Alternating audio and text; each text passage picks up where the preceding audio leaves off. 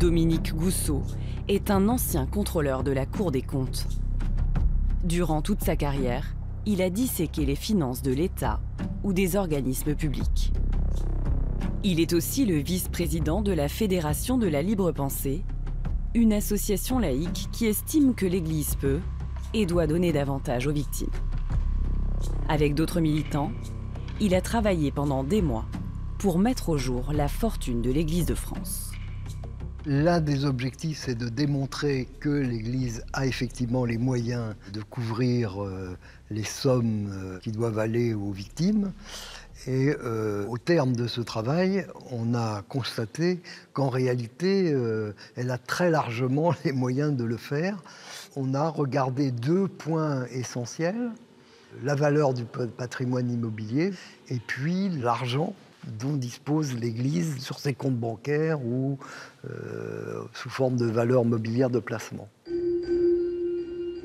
Cette colonne marron présente le montant inscrit à leur bilan des bâtiments et des terrains que possède l'Église dans chacun de ses diocèses.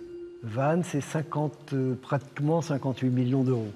Alors il y a Lyon qui est pas mal non plus, 84,3 millions d'euros. Le diocèse le plus riche de France est de loin le diocèse de Paris, qui possède 737 immeubles. C'est 238,8 millions d'euros.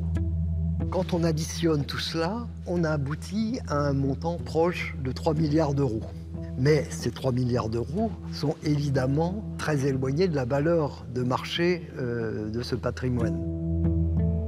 Le prix des biens immobiliers pris en compte par les diocèses correspond en effet à leur valeur d'achat ou de donation par des fidèles, il y a parfois plusieurs dizaines d'années.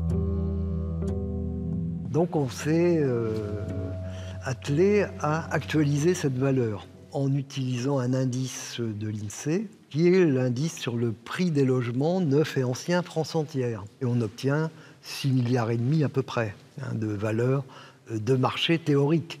Parce que la valeur de marché réelle, à mon avis, elle est encore au-dessus de ces 6 milliards.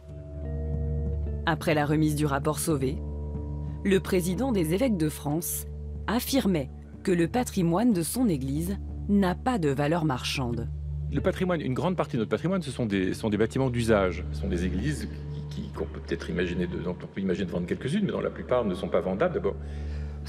Disons que c'est inexact. Je ne dirais pas que c'est un mensonge, je ne me permettrai pas, mais c'est largement inexact.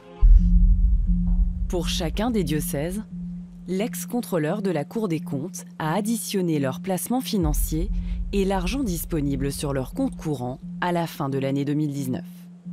Vannes, plus de 59 millions d'euros. Paris, bien sûr, comme pour l'immobilier, est le plus riche de France, pas loin de 190 millions d'euros. Quand on additionne l'ensemble des 93 diocèses qu'on a étudiés, on obtient un montant d'1,617 milliard de trésorerie disponible. Honnêtement, on ne s'attendait pas à atteindre un tel chiffre. Que représente ce trésor financier par rapport aux 20 millions d'euros donnés pour indemniser les victimes?